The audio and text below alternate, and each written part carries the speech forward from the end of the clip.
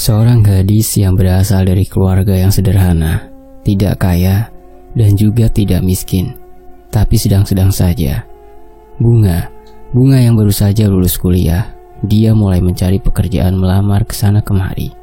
Hingga akhirnya, dia pun mendapatkan pekerjaan di sebuah perusahaan besar. Dia menjabat sebagai bendahara di kantornya, yang tugasnya mengelola keuangan kantor perusahaan, tentang pengeluaran dan pemasukan uang. Ya, kantor kecil-kecilan lah, bukan yang profesional banget. Bunga sekarang berusia 24 tahun. Dia terbilang cantik dan memiliki bodi yang bagus, serta ideal, sehingga setiap mata yang memandangnya akan kagum. Di kantornya, Bunga disukai oleh para karyawan lain yang ada di kantor itu, karena tertarik dengannya yang cantik. Mereka semua berlomba-lomba untuk mendekati Bunga, dan akhirnya mereka saling berkomunikasi dengan Bunga. Karena Bunga dengan cuma-cuma memberikan nomor handphonenya, karena dia selama ini juga single, tidak memiliki pasangan dan sedang mencari pasangan juga. Namun dari beberapa karyawan yang bekerja di kantor itu, tidak ada yang dapat menarik perhatiannya Bunga. Apalagi Bunga memiliki kriteria cowok idaman tersendiri. Jadi dia menjadikan karyawan semua yang mendekatinya itu sebagai pelampiasan kesepiannya aja, pada di PHP. Namun cowok-cowok itu tidak menyerah semuanya, terus berjuang untuk mendapatkan Bunga. Hingga beberapa bulan kemudian, Bunga yang sudah bekerja di kantor itu karena rajin dan selalu disiplin, bahkan dapat mengelola keuangan kantor dengan baik. Akhirnya, Bunga pun akan dinaikkan gajinya oleh bos perusahaan itu, karena kinerjanya bagus. Saat itu Bunga yang sedang fokus bekerja dikejutkan oleh pemilik bos perusahaan itu, yang usianya sekitar 50 tahunan, menghampiri ruangan kerjanya. "Bunga, saya tunggu kamu di ruangan saya sekarang." Iya pak, saya akan segera ke sana," jawab Bunga.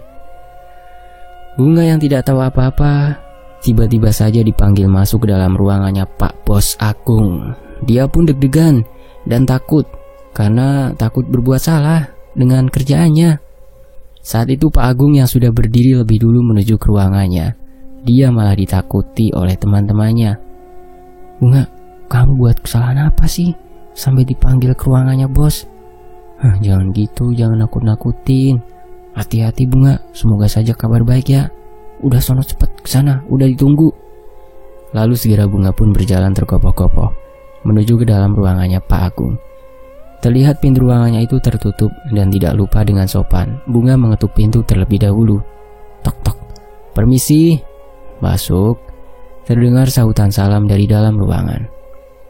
Saat itu Bunga pun segera masuk ke dalam ruangan yang tidak dikunci pintunya, dan dipersilakan duduk oleh Bos Agung. "Silakan duduk Bunga." Iya pak, makasih." "Maaf pak, sebelumnya kenapa ya bapak manggil saya kemari? Apa saya melakukan kesalahan dari kerjaan saya?" tanyanya cemas. Namun saat itu Pak Agung terlihat santai dan malah senyum ramah kepada Bunga yang terlihat tegang. "Kamu tidak melakukan kesalahan apapun Bunga. Malah saya bangga sama kamu, dan saya akan menaikkan gaji untuk kamu." Ini serius pak?" tanya Bunga terperanjat. Pak Agung menjawab dengan mangguk-mangguk dan tersenyum. Kemudian Pak Agung mengambil sebuah barang yang sudah disiapkan untuk diberikan kepada Bunga. "Selamat ya Bunga, kamu sudah bekerja dengan baik di perusahaan saya. Dan ini bonus buat kamu." "Iya sama-sama pak. Ini apa ya pak?" "Buka saja." Karena penasaran dengan isi goodie bag itu, Bunga pun langsung melihat isinya, yang ternyata adalah iPhone keluaran terbaru. Dan itu merupakan handphone yang diimpikan olehnya. Saat itu Bunga pun senang sekali dan sangat berterima kasih kepada Pak Agung. "Pak, terima kasih banyak ya pak. Ini handphone yang saya pengen sejak lama loh pak." "Iya Bunga, sama-sama. Semangat lagi ya kerjanya." "Pasti pak." Pak Agung terlihat berbeda kepada Bunga, karena kepada karyawan yang lain meskipun naik gaji, tidak pernah mendapatkan bonus sama sekali. Tapi kali ini, dengan Bunga, malah dia sering memberikan secara cuma-cuma, baik barang maupun uang. Ternyata di balik semua itu, Pak Agung ada ketertarikan kepada Bunga. Dia suka dengan Bunga yang cantik dan mempesona. Pak Agung yang meskipun usianya sudah tidak muda lagi, yaitu sekitar 50 tahunan, tapi dia masih terlihat muda karena mungkin memiliki banyak uang, sehingga pikirannya terjaga, nggak mumet gitu. Jadi dia terlihat awet muda, terawat. Istilahnya meskipun sudah tua, tapi semuanya dia punya. Jadi hidupnya tenang dan bahagia. Tidak ada beban yang menumpuk di pikiran. Jadi tidak nampak tua. Kalau begitu saya lanjut kerja lagi ya Pak? Iya, silahkan Bunga. Singkat cerita, berbulan-bulan Bunga bekerja di kantornya Pak Agung. Dia selalu mendapatkan uang bonus yang lebih. Namun Bunga tidak berpikir yang aneh-aneh, karena menurutnya dia mendapatkan sesuai dengan pekerjaan yang dikerjakannya. Hingga suatu ketika, tiba-tiba saja Pak Agung mengajak Bunga untuk makan siang bersama saat jam istirahat. Saat itu, Bunga diberitahu oleh OB untuk datang ke ruangan Pak Agung. Mbak Bunga, maaf, tadi saya diperintah manggil Mbak. Katanya Mbak disuruh ke ruangannya Pak Agung. Ada apa ya? Tanya Bunga terkejut. Saya tidak tahu Mbak. Oh ya, makasih kalau gitu ya. Segera saat itu Bunga pun beranjak pergi ke dalam ruangannya Pak Agung untuk menemuinya. Permisi Pak, Bapak manggil saya. Iya Bunga, masuk. Ada apa ya Pak? Ayo, kita makan siang bareng di luar. Makan siang bareng Pak? Iya. Kenapa memangnya? Anggap saja bonus kerja kamu bulan ini. Tapi saya tidak enak dengan karyawan yang lain. Sudah. Nanti kalau ditanya, kamu jawab saja. Ada urusan kerja, membicarakan keuangan kantor, sekalian ketemu klien. Iya udah deh Pak. Akhirnya saat itu, Bunga pun tidak menolak ajakannya Pak Agung. Dan mereka segera pergi ke kafe untuk makan siang di luar. Ada saja akal yang dibuat oleh bos Agung untuk bisa bersama dengan Bunga. Waktu terus berlalu.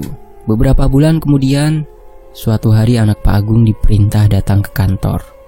Dan saat itu anaknya dikenalkan kepada para karyawan kantornya. Anaknya Pak Agung bernama Dion. Dia sangat tampan, dengan tubuh yang tinggi, dan memiliki kulit tubuh putih, membuat semua karyawan yang memandangnya langsung terpesona. Tak lain juga dengan Bunga, yang langsung tertarik dengan Dion. Saat itu Bunga yang dilihat oleh Dion salah tingkah sendiri, karena Dion yang pertama kali melihat Bunga pun langsung tertarik. Dia langsung suka dengannya. Hari itu juga Dion sudah mulai bekerja di kantornya untuk menggantikan bos Agung yang akan pensiun karena sudah 55 tahun dan perusahaannya itu akan diteruskan oleh anaknya. Dion pun mencoba untuk mendekati Bunga. Dia meminta nomor handphonenya. Saat waktu itu Bunga sedang berada di kantin kantor, sedang makan siang sendirian, dan Dion yang melihatnya langsung menghampiri Bunga yang sendirian. Sendirian aja nih, kata Dion mengagetkan. Bunga yang terkejut mendengar ada suara dari belakang, langsung menoleh ke arahnya Dion, dan saat itu dia langsung salah tingkah. Pak Dion, jawab Bunga. Saya boleh duduk di sini nggak? Silahkan Pak, kalau Bapak nggak malu. Malu kenapa? Kan duduk sama wanita cantik, jawab Dion sambil duduk di samping Bunga.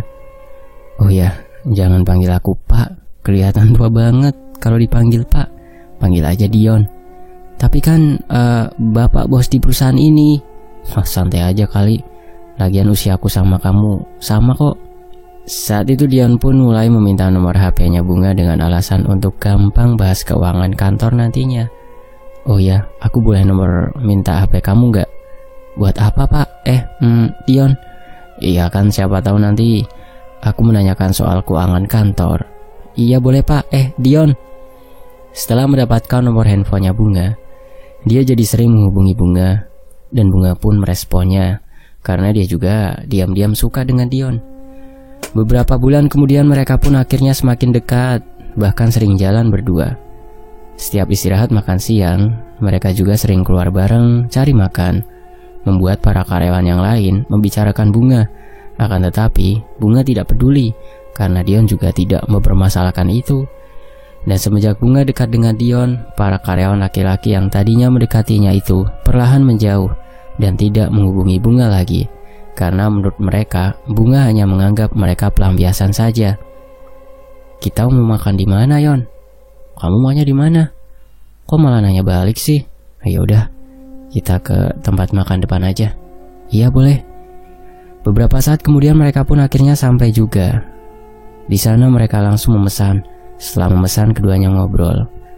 Namun tatapannya Dion membuat Bunga salah tingkah karena dia menatap terus-menerus.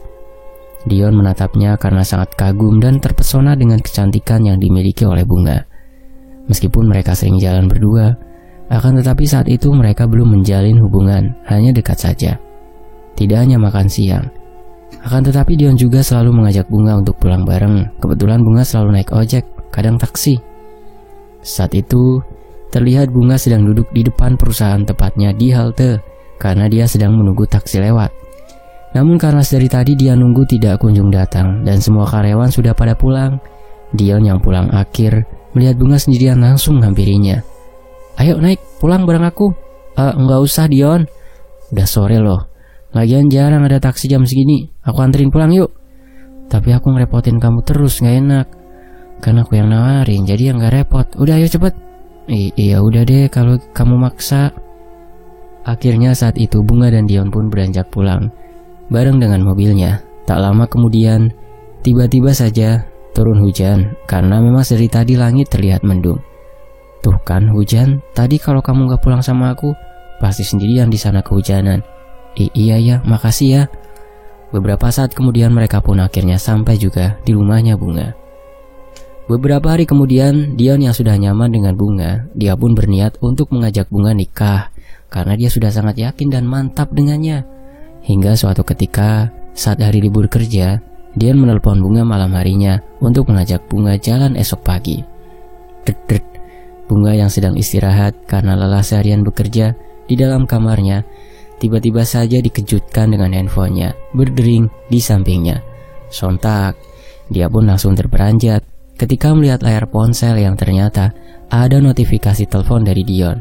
Dia langsung sumringah dan rasa capeknya seakan menghilang. Aku ganggu kamu ya Bung? Tanyanya. Oh enggak kok, aku lagi rebahan santai aja nih.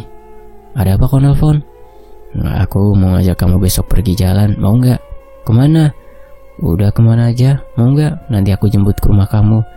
Ya udah deh aku mau. Keesokan harinya, mereka langsung bersiap-siap untuk pergi jalan bersama. Saat itu Bunga sedang dandan di dalam kamarnya, sementara Dion ternyata sudah sampai di rumah Bunga. Setelah beberapa saat kemudian, mereka pun beranjak pergi, yang sebelumnya sudah berpamitan kepada ibunya Bunga.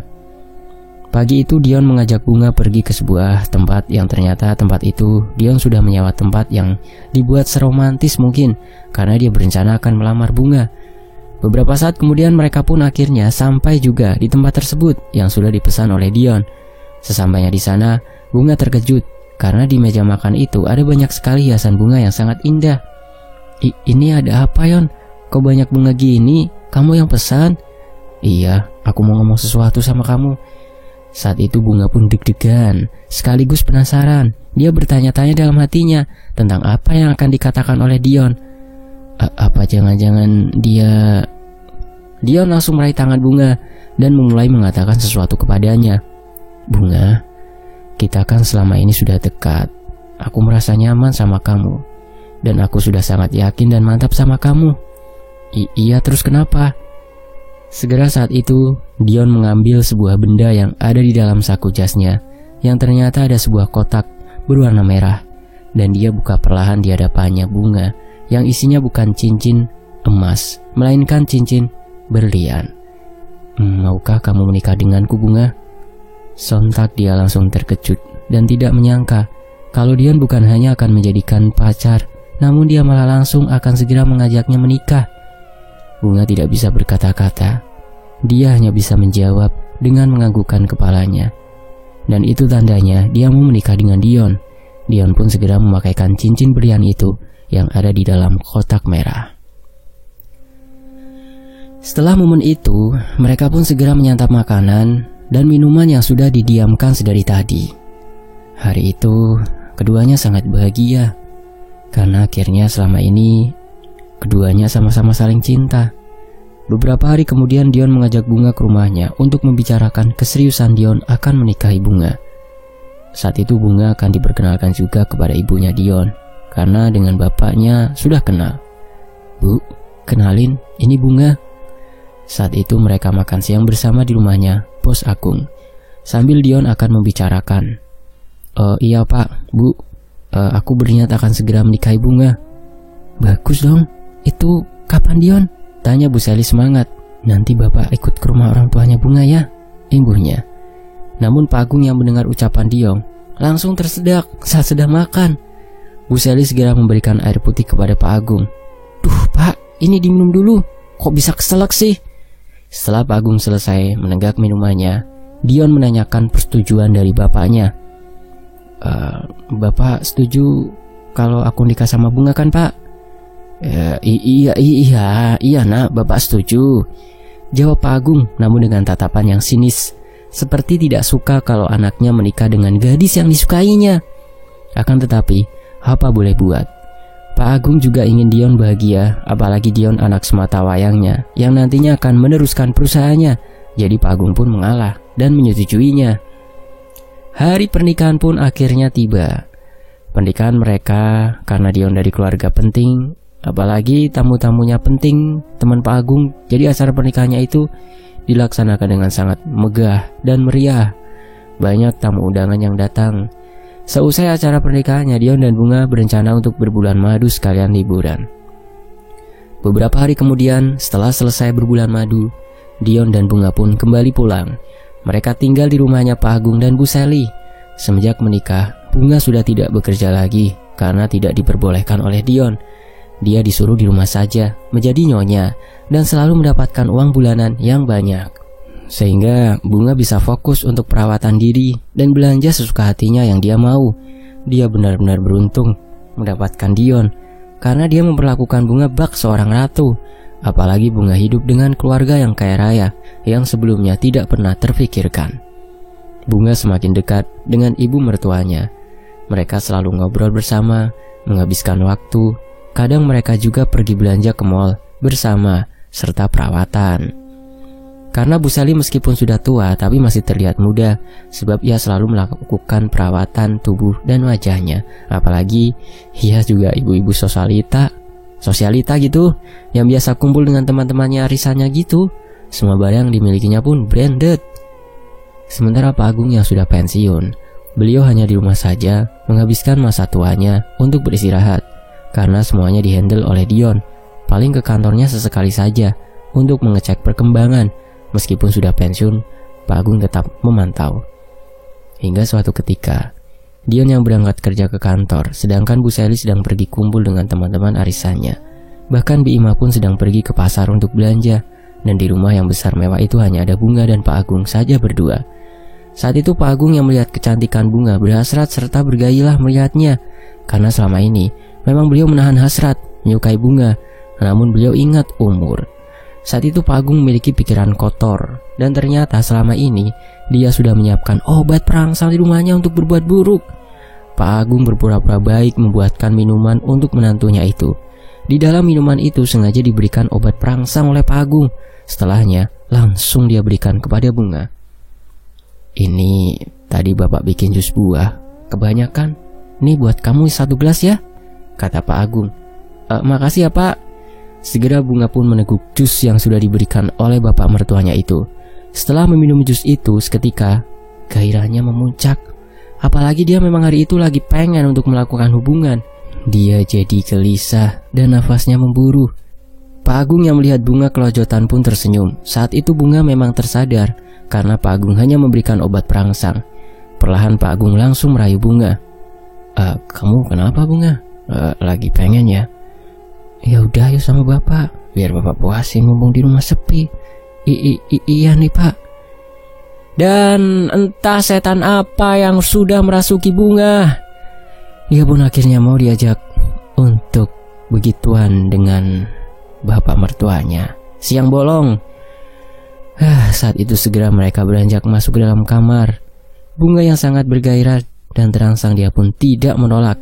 Dia malah sangat menikmatinya. Apalagi Pak Agung yang meskipun sudah tua, usia 55 tahunan, akan tetapi dia dapat memuaskan Bunga lebih dari Dion. Ia sangat kuat sekali membuat Bunga senang. Hubungan terlarang yang mereka lakukan itu tidak hanya 1 kali saja, akan tetapi berkali-kali. saat di rumah mereka hanya berdua saja. Jadi Bunga dan Pak Agung selalu melakukan hubungan di siang hari dan dapat menyembunyikannya dengan rapi. Hingga suatu hari, ketika mereka sedang berdua di rumah, karena seperti biasa, Dion ngantor, Bu Sally pergi dengan temannya, dan Bi Ima sedang ke pasar. Mereka pun melakukan hubungan langsung tanpa Pak Agung harus memberikan obat perangsang terlebih dahulu, karena Bunga pasti tidak akan menolaknya. Saat itu, kejadian tak terduga pun akhirnya terjadi. Bi Ima yang sudah di tengah perjalanan tiba-tiba saja baru ingat kalau dompetnya ketinggalan di rumah. Otomatis dia tidak membawa uang. Akhirnya Bi Ima pun pulang kembali ke rumah lagi untuk mengambil dompetnya yang ketinggalan. Sesampainya di ambang pintu, Bi Ima bicara sendiri karena kesal dompetnya ketinggalan. Pakai acara ketinggalan lagi dompetnya, kan jadi bolak-balik gini, kesalnya. Saat itu Bi Ima segera masuk ke dalam rumah untuk mengambil dompet. Namun saat itu terlihat sepi sekali rumahnya. Kok sepi banget, kayak kuburan nih rumah. Mbak Bunga sama Pak Agung kemana ya? Gumamnya. Beberapa langkah kemudian Bi Ima berjalan, tiba-tiba saja Bi Ima mendengar ada suara desahan yang sangat keras sekali terdengar. Saat itu pintu kamarnya Bunga terbuka sedikit, sehingga terlihat dari luar kalau mereka sedang melakukan hubungan.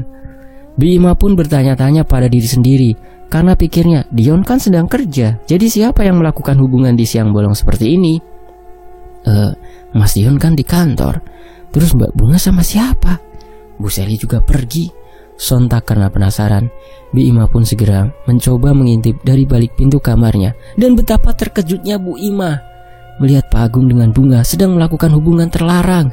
Untuk mengabadikan momen itu dan memberitahu Bu Sally dan juga Dion, Bi Ima pun segera meraih handphonenya untuk merekam aksi bejat mereka yang lakukan secara diam-diam. Setelah mendapatkan bukti itu, supaya tidak ketahuan dan Bi Ima pura-pura tidak tahu, dia segera mengambil dompet dengan jalan perlahan-lahan. Setelahnya beranjak pergi lagi ke pasar. Namun, ketika di perjalanan, tepatnya saat di dalam angkutan, Bi Ima masih terus kepikiran dengan perbuatan mertua dan menantu itu sangat bejat. Membuat Bi Ima melamun memikirkan dan apa yang terjadi nanti jika Bu Sally dan Dion tahu soal itu. Benar-benar tidak menyangkaku mereka melakukan itu, batinnya. Tak terasa Bi Ima yang sedari tadi melamun dikejutkan dengan kernet yang menyuruhnya untuk turun karena sudah sampai di pasar. "Woi Bu, turun Bu, sudah sampai," ucap kernet mengagetkan lamunan Bi Ima. "Oh iya Mas, ini uangnya." Bi Ima pun turun dan belanja di pasar. Singkat cerita, suatu ketika saat Pak Agung sedang pergi dengan temannya untuk main golf bersama teman-teman pentingnya, sedangkan Bunga sedang pergi bersama dengan temannya kumpul arisan. Jadi di rumah hanya ada Bi Ima, Bu Sally, dan Dion. Saat itu, Bi Ima pun berniat untuk menunjukkan video rekaman yang saat itu dia rekam. Sebenarnya Bi Ima tidak tega saat itu, ragu dan takut untuk menunjukkan video rekaman itu pada Bu Sally dan Dion. Saat itu Bu Sally dan Dion sedang duduk berdua di ruang tengah sambil nonton televisi. Bu Sally melihat Bi Ima sangat gelisah. Saat itu membuatnya bertanya kepada Bi Ima, Bibi kenapa sih kok gelisah gitu? Bu, kenapa, ada apa, bilang saja Bi. Bi Ima pun akhirnya memberikan handphonenya untuk menunjukkan begitu saja rekaman videonya kepada Bu Sally dan Dion. "Ini Bu, dilihat videonya." "Video apa sih Bi?" tanya Dion penasaran. Saat itu segera mereka memutar video itu dan dilihat bersama. Sontak mereka terkejut, tidak menyangka melihat video itu yang ternyata di dalamnya Bunga dan Pak Agung melakukan hubungan terlarang. Dion langsung kembang kempis, mencoba menahan amarahnya karena tidak menyangka bapaknya sudah menggauli istrinya. Bu Sally juga geram, namun Bi Ima meminta kepada mereka agar jangan memberitahu kalau dia yang sudah merekamnya. Bi Ima juga menceritakan kapan dia tahu tentang itu, yaitu saat dia pulang akan mengambil uang. "Mas Dion, Bu, saya mohon jangan bilang kalau saya yang sudah merekamnya ya Bu." Sore harinya, Bunga dan Pak Agung pun sudah pulang. Dan saat itu Dion sangat murka. Dion dan Bu Sally membahas soal video rekaman itu. Mereka sangat marah dan tidak menyangka apa yang sudah dilakukan bapaknya dengan istrinya. "Pak, Bapak kenapa tega sampai meniduri istriku, Pak?"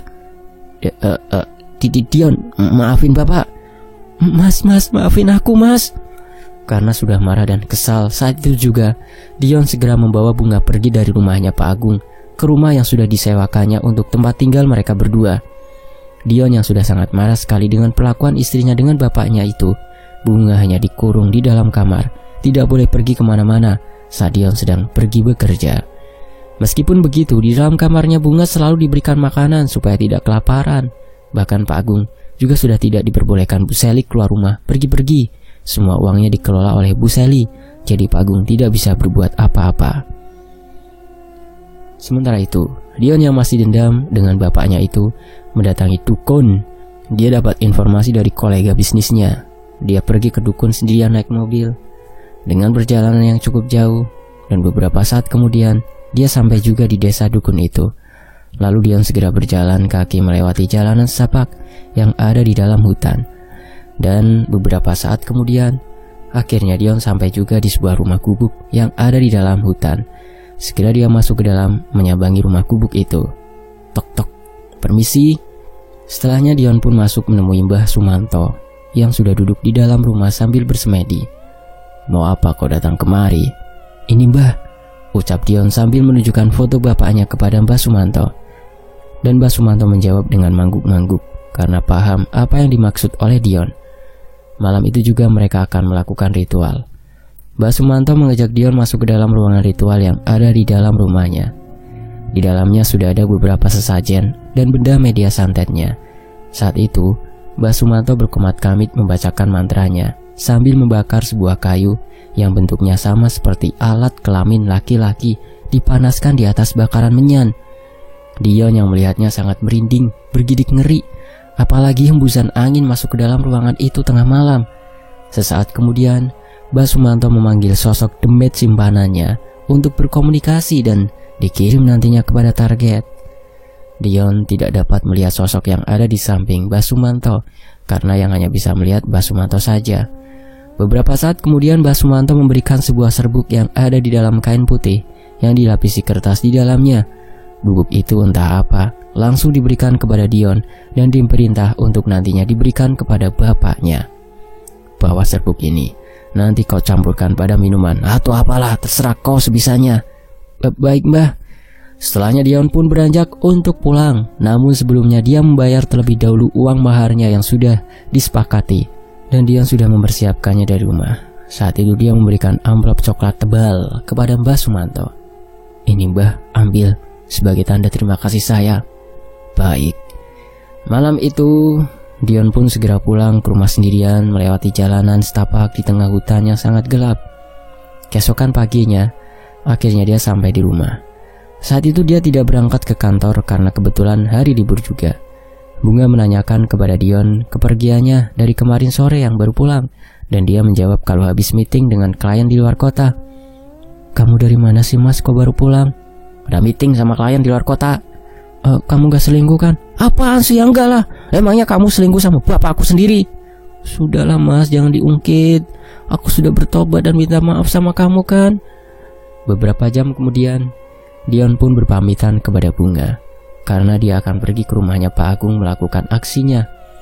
Saat itu kedua orang tuanya pun senang karena Dion akhirnya datang juga ke rumah, karena semenjak masalah itu dia tidak pernah datang ke rumah orang tuanya. Dion, akhirnya kamu datang juga ke sini. Iya Pak, jawab Dion pura-pura baik di depan bapaknya. Siang itu hari sangat panas sekali, terik sangat menyengat, membuat suasana gerah. Dan saat itu Dion berniat untuk membuat minuman sendiri di dapur, sekalian untuk kedua orang tuanya. Pak, Bu, bentar ya, aku mau buat minuman, soalnya panas banget. Pada mau nggak? Ucap Dion. Iya boleh Dion. Segera Dion pun membuat minuman di ketiga gelas. Dan di salah satu gelas itu Dion campurkan dengan serbuk yang semalam diberikan oleh Mbah Sumanto sebagai media santet yang nantinya akan diberikan kepada Pak Agung. Sesaat kemudian setelah selesai dia membawakan minuman itu untuk kedua orang tuanya. Silakan Pak, Bu, diminum. Panas-panas gini kan jadi seger nih minum beginian. Iya, makasih ya nak, ucap Bu Seli. Oh iya, Bunga di mana? Di rumah Bu. Kenapa nggak diajak kesini sekalian? Pertanyaannya, Bu Seli membuat Dion jadi malas dan ingin segera pulang. Apalagi saat itu dia sudah melakukan aksinya. Dia pun berpamitan untuk pulang dan tidak menjawab pertanyaan ibunya. Aku pulang dulu ya Pak, Bu, katanya. Loh, kok langsung pulang? Ini belum diminum juga minumannya punya kamu. Diminum Ibu aja. Ya udah, hati-hati ya. Malam harinya Pak Agung yang sedang tidur tiba-tiba saja dia bermimpi buruk. Dia bermimpi berada di dalam hutan yang sangat gelap dan rimba. Dia kebingungan serta ketakutan karena tidak tahu arah jalan pulang. Pak Agung pun menyusuri jalanan setapak yang ada di dalam hutan itu dengan bulu kuduk yang berdiri. Pak Agung juga mendengar ada suara gangguan-gangguan yang membuatnya tambah ketakutan. Srek, srek, srek. Tiba-tiba dari belakang tubuhnya terdengar ada suara langkah kaki terseok-seok dedaunan kering yang ada di jalan setapak. Sontak Pak Agung terhenti, tubuhnya merinding. Namun ia tidak berani untuk menoleh ke belakang karena takut. Apalagi terdengar suara langkah kakinya yang sangat berat, membuat tanahnya bergetar. Karena penasaran, Pak Agung juga mendengar ada suara geraman sangat jelas di telinga, membuat bulu kuduknya berdiri semua. Dia segera menoleh ke belakang. Betapa terkejutnya Pak Agung setelah melihat sosok tinggi besar dengan gigi taring panjang dan tajam. Bahkan kedua matanya yang merah menyala menatap tajam ke arahnya, membuat Pak Agung terbujur kaku tubuhnya. Sesaat kemudian, akhirnya Pak Agung pun ambruk pingsan karena tidak kuat melihat sosok itu. Apalagi baunya yang sangat busuk sekali, seperti bau bangkai dan bau anyir darah. Bruk. Di tengah hutan dia pingsan dan tidak ada yang menolong. Di kegelapan, sampai akhirnya Pak Agung tersadar dengan sendirinya. Saat sadar dia dalam keadaan linglung dan bingung. Kedua matanya serasa berat untuk dibuka. Namun saat dia mengedarkan pandangannya ke sekeliling, seketika di hadapannya ada sosok wanita dengan gaun putih lusuh. Wajahnya sangat hancur penuh dengan darah. Dan sosok itu mendekat ke arah Pak Agung. Saat itu Pak Agung sangat terkejut dan ketakutan melihat sosok yang tiba-tiba saja ada di hadapannya. Pak Agung mencoba mundur ke belakang, masih dalam posisi duduk karena pingsannya tadi. Namun sosok itu terus mendekatinya sampai akhirnya Pak Agung pun pasrah. Sosok itu memegang dan meremas kemaluannya Pak Agung dengan sangat keras sekali menggunakan tangannya. Remasan sosok wanita itu membuat Pak Agung kesakitan dan berteriak kencang. Saat itu juga dia terbangun dari tidurnya. Nafasnya terasa tidak beraturan dengan teriakannya. Keringat membasahi tubuh karena ketakutan yang ada di dalam mimpinya. Bu Sally yang ada di sampingnya terkejut mendengar Pak Agung teriak dan akhirnya ikut bangun. "Ada apa, Pak?" tanya Bu Sally cemas. "Enggak apa-apa, Bu. Bapak mimpi buruk. Kirain ada maling atau apa, Pak. Makanya kalau sebelum tidur itu berdoa dulu." Setelahnya Pak Agung terdiam, tidak menjawab. Karena dia sedang mengatur nafasnya yang masih terasa tidak beraturan. Karena haus, Pak Agung pun beranjak pergi ke dapur untuk mengambil air putih. Setelah minum air putih, tiba-tiba saja Pak Agung kebelet buang air kecil. Dia pun pergi ke kamar mandi. Namun saat akan kencing, dia melihat kemaluannya sendiri itu sudah membengkak. Apuh, gede banget dan memerah. Saat kencing pun rasanya perih, sakit sekali. Aduh, sakit sekali. Setelahnya Pak Agung berlari terbirit-birit masuk kembali ke dalam kamar untuk memberitahu Bu Sally yang sudah tidur lagi. "Bu, Ibu ini gimana, Bu? Apalagi sih, Pak, tengah malam kok teriak-teriak. Bu, lihat ini, Bu." "Hah, kok bisa gitu, Pak? Kenapa?" "Bapak juga nggak tahu, Bu. Aduh, sakit sekali, Bu. Buat kencing susah, jalan juga susah, Bu." Ini azab kali, Pak. Bapak sudah mengkhianati Ibu, berbuat hubungan terlarang sama mantu. Ibu jangan ngomong seperti itu dulu dong, Bu. Ya udah, Bapak tidur aja. Besok kita ke dokter. Keesokan paginya, Pak Agung dan Bu Sally pun pergi ke rumah sakit untuk memeriksakan sakit kemaluan yang diderita. Namun setelah diperiksa oleh dokter, kata dokter, Pak Agung tidak menderita sakit apa-apa. Akhirnya dokter hanya memberikan obat pereda nyeri saja. Setelahnya mereka pun pulang ke rumah. Semenjak sakit itu, Pak Agung setiap malam selalu diganggu dan diteror sosok yang menyeramkan. Malam itu, Pak Agung yang tergeletak di dalam kamarnya tiba-tiba melihat ada sekelebat bayangan hitam yang melintas, membuatnya merinding. Saat itu Bu Sally masih pergi kumpul dengan temannya. Karena semenjak sakit, Bu Sally tidak peduli dengan Pak Agung tua bangka yang sakit-sakitan. Bayangan hitam itu seketika berubah menjadi asap tebal yang baunya sangat busuk sekali, seperti bangkai tikus. Pak Agung pun semakin ketakutan. Setelah asap hitam tebal itu seketika berubah menjadi sosok genderuwo yang sangat menyeramkan sekali, menatap tajam ke arahnya. Tolong, Bi. Pak Agung terus teriak karena sosok itu tidak pergi-pergi. Sesaat kemudian, Bi Ima pun datang menghampiri ke dalam kamarnya Pak Agung. Ada apa, Pak? Tolong saya, Bi. Bi Ima terlihat keheranan melihat sikap Pak Agung yang ketakutan sendiri. Padahal tidak ada apa-apa. Bi Ima pun segera pergi kembali ke dapur lagi, tidak peduli dengan majikannya itu. Namun sesaat kemudian, akhirnya sosok itu menghilang juga, entah kemana. Pak Agung pun mulai mengatur nafasnya kembali. Sementara itu, setiap malam bukan hanya ketakutan saja yang menghantuinya, namun Pak Agung juga merasa kesakitan pada kemaluannya yang semakin membengkak dan memerah, bahkan melepuh. Pak Agung jadi seperti anak sunat yang tidak memakai celana dalam, sempak, karena kalau pakai celana dalam akan terasa sangat sakit.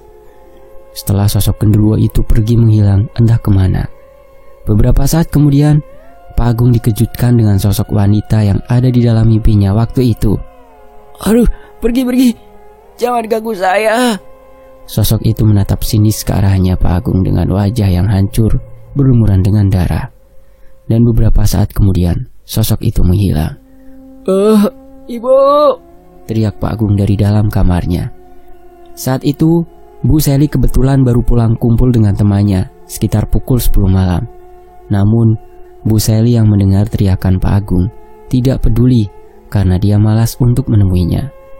Beberapa hari kemudian, sekujur tubuhnya Pak Agung tiba-tiba saja bernanah dan banyak bisul yang memerah. Baunya sangat busuk sekali, menyeruak masuk ke dalam hidung.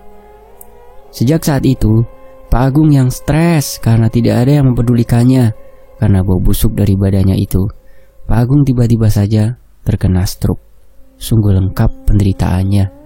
Meskipun begitu, Bu Sally tetap memeriksa Pak Agung. Dia dibawa periksa kemanapun, akan tetapi sakitnya itu tidak kunjung sembuh juga. Pak Agung hanya bisa berbaring di dalam kamarnya. Sementara Bu Sally jarang sekali di rumah karena malas untuk mengurus Pak Agung. Saat itu Pak Agung selalu diteror sosok yang menyeramkan setiap malam, membuatnya tidak tenang dan tidak bisa tidur.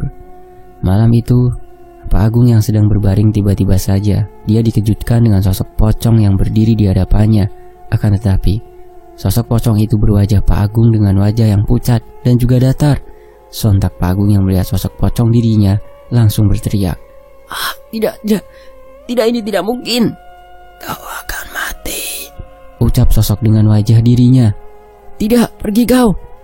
Sesaat kemudian sosok pocong itu akhirnya pergi menghilang dengan meninggalkan asap putih tebal yang berada di dalam kamar. Suatu ketika Dion datang ke rumah karena dia ingin melihat keadaan bapaknya seperti apa. Karena dia ingin tahu dendamnya itu sudah terbalaskan atau belum. Dia datang ke rumah sendirian dan Dion mendapatkan kabar bapaknya sakit itu dari Bu Sally. Saat itu Dion masuk ke dalam kamar dan melihat bapaknya terbaring lemah dengan sekujur tubuh penuh dengan bisul bernanah. Dion pun dalam hati merasa sangat puas sekali. Akhirnya rasa sakit dan dendamnya itu terbalaskan. Gimana, Pak? Tanya Dion sambil senyum. Dion, kamu baru jenguk bapak, nak? Iya, Pak. Kamu di sini aja ya, jagain bapak, pinta Pak Agung. Tidak bisa, Pak. Lalu Dion begitu saja dan langsung beranjak pergi pulang dari rumahnya Pak Agung. Pak Agung pun sedih, kecewa, stres, depresi karena tidak ada yang peduli dengannya. Dia pun sempat berpikir untuk bunuh diri saja. Malam harinya Pak Agung yang berada di dalam kamarnya tiba-tiba saja mendengar ada suara yang mengetuk jendela kamarnya. Tik, tik, tik. Ia pun langsung menoleh ke arah jendela. Namun saat dilihat ternyata ada sosok pocong dengan wajah Pak Agung lagi. Sontak Pak Agung pun langsung teriak dan ambruk pingsan di atas kasurnya. Di dalam pingsannya itu, dia bermimpi didatangi oleh sosok wanita dengan gaun putih panjang dan wajah yang hancur dan sosok itu kemudian mendekat ke arah Pak Agung, lalu meremas kembali kemelawan Pak Agung, dan rasanya sangat sakit sekali. Pak Agung sampai teriak kencang. Beberapa saat kemudian ia pun tersadar, dan betapa terkejutnya saat Pak Agung membuka kedua matanya. Tiba-tiba saja tepat di hadapannya itu sudah ada sosok wanita yang ada di dalam mimpinya. Pergi kau, pergi. Kenapa kau ganggu aku terus? Namun sosok wanita itu malah tertawa kepada Pak Agung, dan setelahnya pergi menghilang entah kemana. Setelah sosok wanita itu menghilang, saat itu tiba-tiba saja Pak Agung yang sudah sangat stres dan depresi, akhirnya dia memilih untuk bunuh diri. Saat itu di dalam kamarnya, tepat di samping kasurnya itu, ada meja kecil dan ada baygon. Segera Pak Agung meminum baygon itu sampai habis. Dia memilih untuk bunuh diri karena tidak ada yang peduli dan perhatian dengannya. Beberapa saat kemudian, tubuhnya pun terkulai lemas di atas kasur dan mengeluarkan busa dari mulutnya. Kedua matanya melotot, tubuhnya langsung kaku, dan semua bisul yang ada di sekujur tubuhnya itu memecah dan bernanah serta penuh darah, menimbulkan bau yang sangat busuk. Keesokan paginya, Bu Seli yang akan melihat keadaannya Pak Agung sontak langsung terkejut karena mendapati Pak Agung mulutnya dipenuhi dengan busa dan sekujur tubuhnya sudah kaku bernanah dan berdarah. "Bapak!" teriak Bu Seli. Bibi. Beberapa saat kemudian Bi Imah pun datang, dan saat itu juga Bu Seli langsung nelpon Dion untuk mengabari kalau bapaknya sudah meninggal. Saat itu Dion belum bangun dan Bunga yang mengangkat telepon dari Ibu Seli. "Ada apa, Bu?" "Loh, Ibu kenapa kok nangis?" "Bunga, Bapak udah meninggal," ucap Bu Seli. Sontak Bunga terkejut dan segera membangunkan Dion. Dion yang mendengar kabar itu langsung terkejut dan mereka pun segera ke rumahnya Pak Agung. Jenazahnya Pak Agung pun segera dimandikan. Pemandi jenazah tak kuat dengan bau busuk yang ada di sekujur jasadnya. Bahkan pemandi jenazah itu heran karena dari alat kemaluannya itu mengeluarkan cairan putih terus-menerus. Namun akhirnya jenazah Pak Agung tetap dikafani dan dimakamkan dalam keadaan seperti itu. Setelah meninggalnya Pak Agung, kini sekarang perusahaannya diambil alih oleh Dion karena warisannya itu memang diberikan kepada Dion. Dan siapapun bisa berbuat jahat, bahkan pada keluarganya sendiri, karena kesalahan fatal yang telah dibuat oleh si pelaku membuat korban buta mata hatinya sehingga nekat untuk melakukan apapun demi membalaskan dendamnya. Tapi mohon jangan ditiru ya. Tamat. Demikianlah sebuah kisah yang diadaptasi dari kehidupan sosial masyarakat di sekitar kita. Tony FS pamit. Wassalamualaikum warahmatullahi wabarakatuh. Sampai jumpa di kisah lainnya. Tetap di Tony FS.